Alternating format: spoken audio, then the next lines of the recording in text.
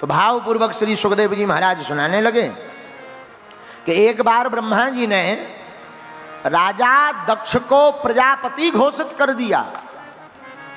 क्या घोषित कर दिया? प्रजा का पति।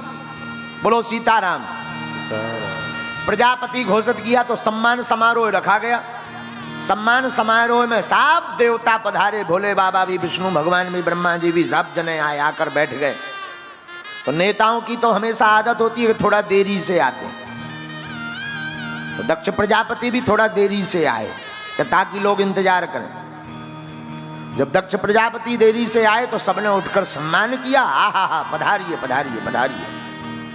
लेकिन 3 लोग खड़े नहीं हुए, भोले बाबा, ब्रह्मा जी और भगवान विष्णु। अब ब्रह्मा जी तो हो गए पिताजी, विष्णु भगवान हो गए परदादा। भोले बाबा ने सोचा हम में और भगवान विष्णु ब्रह्मा में क्या अंतर है, सो भोले बाबा भी नहीं भय। लेकिन लोगों की आदत बड़ी खतरनाक होती है, 100 लोग प्रणाम करें, एक व्यक्ति ना करें तो उसी पर नजर जाती है कि आखिर ये है कौन। सब तो प्रणाम कर रहे हैं, ये भाई साहब कौन है? हाँ। तो राजा दक्ष ने गौर से देखा कि सब तो सम्मान कर रहे हैं, पर ये तीनों बैठे हैं, पर एक तो पिताजी हैं, दूसरे परदादा, ये तीसरे भाई साहब क्यों नहीं उठे? ये तो हमारे दामाद हैं। और जैसे ही दक्ष प्रजापति बैठा और बैठते ही श्रूयताम ब्रह्म ऋषयो में सहदेवा सयग्नयः, सुनो सुनो सुनो। देवता चौंक गए कि मुख्य अतिथि का भाषण तो सबसे बाद में होता है, ये श्रीमान जी तो पहले ही दे रहे, लगता है कोई बड़ी बात, ऊंची बात है। हाँ हाँ भाई गौर करो, हाँ हाँ सुनाइए महाराज। अरे देवताओं, सभ्य समाज में एक भी असभ्य व्यक्ति आ जाए तो सभा का स्वरूप बिगड़ जाता है। तो सब एक दूसरी तरफ देखने लगे, भैया यहाँ असभ्य कौन है?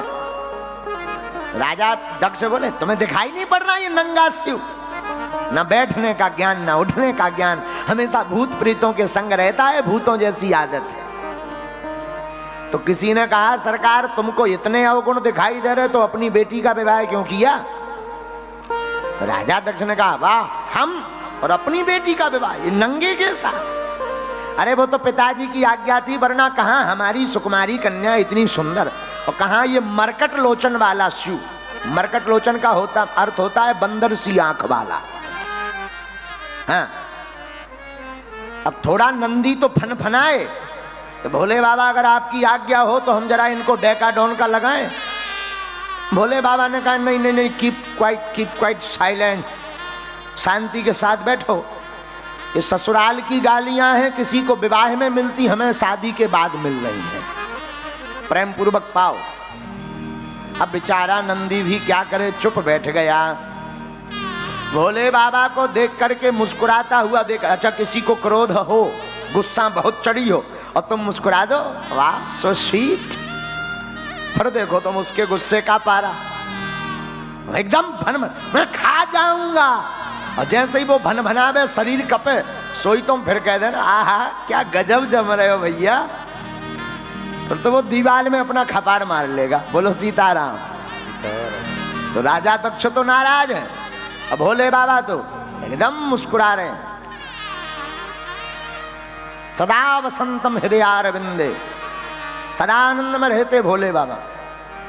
आहा, सोई राजा दक्ष का दिमाग और ठनक गया और चिल्ला करके बोला सुनो, आज के बाद किसी भी यज्ञ में भगवान शंकर का कोई भाग नहीं होगा, कोई भाग नहीं होगा, जाओ हमारा श्राप। अब तो नंदी महाराज से नहीं रहा गया, नंदी महाराज का दिमाग खराब हो गया, बहुत बक बक बक बक बक सुन ली और खड़े भय तमक करके नंदी, क्यों? हरि हर निंदा सुने जो काना, ओ ही पाप गौ घात समाना, ओ ही पाप गौ घात समाना। भगवान शिव की, विष्णु की, माता पिता और गुरु की निंदा नहीं सुननी चाहिए, वरना गो हत्या बराबर पाप लगता है। हाँ, न कहनी चाहिए न सुननी चाहिए। नाराज हो गए दक्ष, तो नंदी ने खड़े होकर के श्राप दे दिया, ए दक्ष, जब से आया बक बक बक बक बक किए जा रहा, जा, हमारा श्राप है तेरा मुंह बकरे का लग जाए। भृगु मुनि जी वहीं पर खड़े थे, अपनी डांडी पर हाथ फेरते हुए भृगु जी बोले, ए नंदी, तुझे क्या लेना देना, ये ससुर दामाद का मामला, तू क्यों बीच में बोला, जा, हम भी श्राप देते हैं, शंकर जी के जितने गढ़ हैं सब पाखंडी हो जाएं। नंदी ने कहा, वाह, हमें पाखंडी का। सोई नंदी तमक करके उठे, ए बाबा, ज्यादा पटर पटर पटर पटर बोल रहा है, जा, हम भी श्राप देते हैं, तेरे जैसे जितने ब्राह्मण हैं सब मांगने वाले मंगना चटुकार ब्राह्मण बन जाए, जा। हम ब्राह्मणों को तो तब से ही मांगने का श्राप लगा है। अब वो ब्राह्मण किसी काम का नहीं है जो मांग के ना जाने। बोलो सीताराम, जोर से बोलो। लाला जी नहीं, बाकी ब्राह्मण तो मांगने ही होते हैं।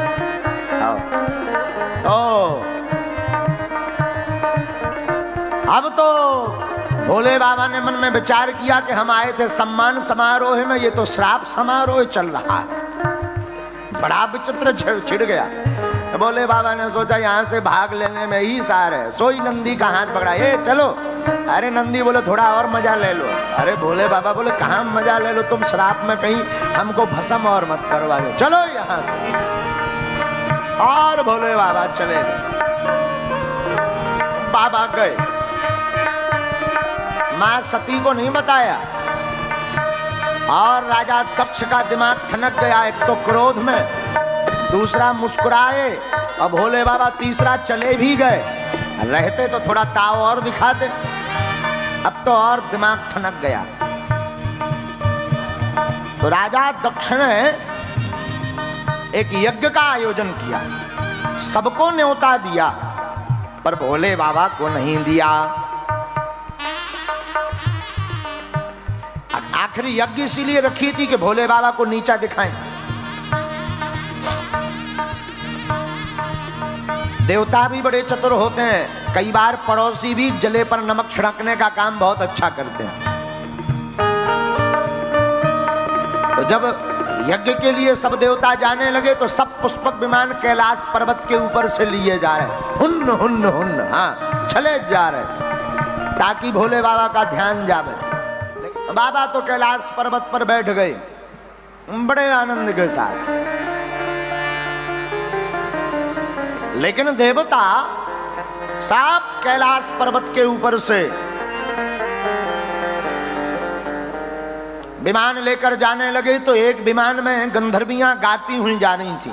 तो माता पार्वती ने गौर से देखा, मां सती ने गौर से देखा, तो मां सती ने आवाज लगाई, अरे ओ गंधर्वियों, कहां जा रही? ओ हो, अरे सती, तू अभी तक घर पे बैठी है, तुझे पता ना है तेरे पिताजी ने कितने बड़े यज्ञ का आयोजन किया है? ओ हाँ हाँ पता है, तुम चलो चलो चलो, मैं अभी आई। झूठ बोल दिया। मां सती भोले बाबा के पास आई, और आते ही माता सती भोले बाबा के चरणों को दबाने लगी। भोले बाबा समझ गए आज कुछ गड़बड़ है। जिस दिन ज्यादा सेवा तुम्हारी श्रीमती जी कर में, बार बार मीठी चाय के लिए पूछें, बार बार बादाम का हलवा खिलावें, समझ जाओ या तो जेब कटने वाली है या गर्दन। बोलो सीताराम, सीताराम। जोर से बोलो, सीताराम। और जोर से बोलो, सीताराम। माता सती चरणों की सेवा करने लगी। भोले बाबा बोले, देवी आज क्या बात है, बड़ी सेवा निकल रही है। महाराज, हम स्त्रियों का तो धर्म है पति के चरणों की सेवा करना।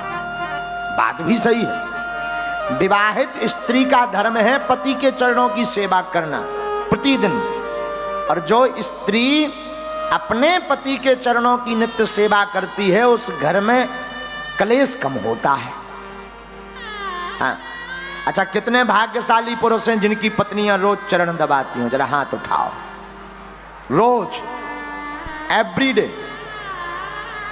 बगल में श्रीमती जी बैठी हूं तो उनके प्रभाव के चक्कर में मत बोल देना कि घर जाके कहीं बेलन चिमटा न मारे कि तुमने हमारी इज्जत तक नहीं बचाई।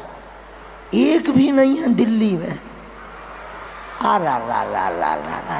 ए डूमरो चुल्लू भर। अच्छा तुम उनकी लोगाई रोज दबाऊ चरण ता कैमरा करिए ही बब्बा की तरफ, बुढ़ापे की तरफ कर कर कर कर कैमरा नजदीक ले अम्मो लो करो दर्शन।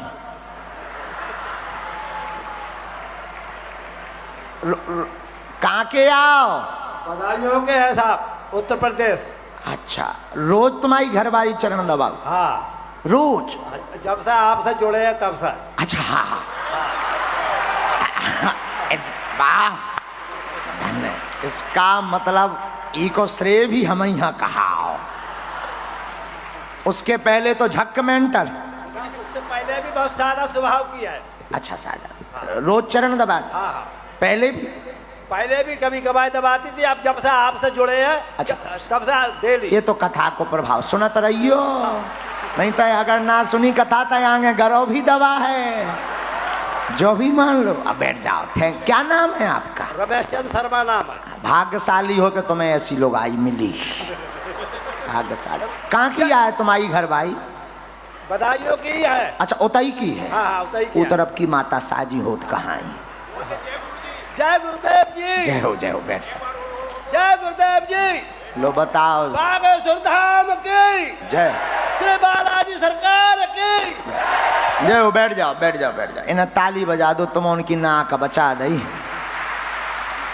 जितने पुरुष बैठे उनकी नाक इन्हें बचा दई, नहीं तो कटा गई थी सब यार। हाँ बैठ जाओ सब जन बैठ जाओ। क्या तुम उनकी दवा का? हल्के हल्के लड़का वाले लोग खड़े हो गए जिनके ब्याह लो नहीं भाई। अच्छा दिल्ली को आदमी पगलासो है, बागेश्वर धाम को नहीं। बागेश्वर धाम के पागल हो के नहीं हो? हाँ इन बिगड़े दिमागों में भरे अमृत के लच्छे हैं। अरे हमें पागल ही रहने दो, ऐसे तो हम पागल ही अच्छे हैं। तो माता सती चरणों को दबाने लगी। भोले बाबा बोले देवी जी आज बड़ी सेवा हो रही, क्या कारण है? तो सती ने कहा महाराज ये तो हमारे धर्म पत्नियों का धर्म है, पति के चरणों की सेवा करना। देखो ये परम धर्म है, स्त्रियों का धर्म है। देखो पति के चरणों में शुक्र का भाग होता है, शुक्र का। और जो स्त्री अपने पति के चरणों की नित्य सेवा करती है उस घर में कभी भी अलक्ष्मी और अशांति का वास नहीं होता है। अब इसका मतलब ये भी है जितने पुरुष हैं ये सब हमें 2-2 4-4 माला पहनाना हम तुम्हारे पक्ष में हैं। बेलन चिमटा से हमैया बचा रहे, नहीं तो आजकल तो रोज पूजा हो, आरती बारी। पहले के जमाने में स्त्रियां पतिदेव की आरती करती थी, पूजा करती थी। आजकल हाँ इसीलिए हमारी कथा सुनत रहो, बचे रहो। देखो उनकी घरवाई कैसी सुधर गई, बदायूं बारे की रोज चरण सेवा करन। हाँ बोलो श्री राम जय राम। ये तो विनोद की बात है, विनोद मतलब मौज की बात है। आप लोगों से दिमाग में मत लेना। ले भी लो सो हमें कौन तुम्हारे घर थाली पर संजान है। श्री राम जय राम जय राम। देखो हमारी तो मौज की कथा है, जो हमारे हनुमान जी के मन में आ गई सो बोल दी। हाँ हमारे लो भाई भाई धरो जैसे सिग्नल वैसी कथा। तो भोले बाबा ने पूछा देवी जी क्या कारण है? सती माँ ने कहा, जरा शब्दों पे गौर करना। हे भोलेनाथ स्वामी, आपकी ससुराल में आपके ससुर जी ने एक सुंदर यज्ञ का आयोजन किया। वरना माताओं की आदत होती है हमारा मायका ऐसा, हमारा मायका वैसा। लेकिन पार्वती सती जी क्या बोल रही?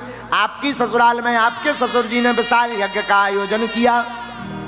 देवी कोई चिट्ठी पत्र आया?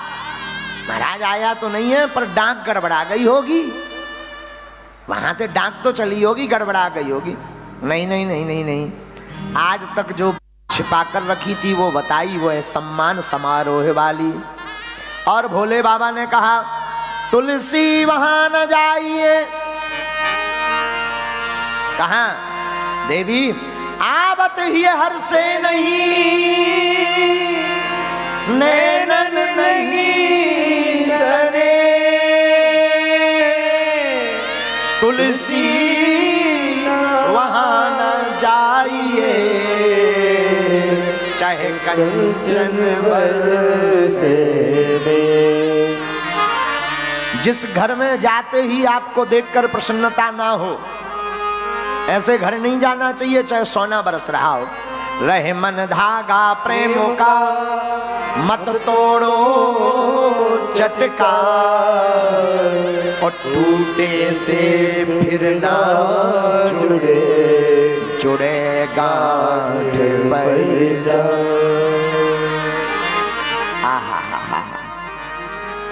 लेकिन सती नहीं मानी, गई, कथा सबको पता ही है। शरीर त्याग दिया, आवेश में गुस्सा में श्राप दे दिया और शरीर सती ने त्यागा।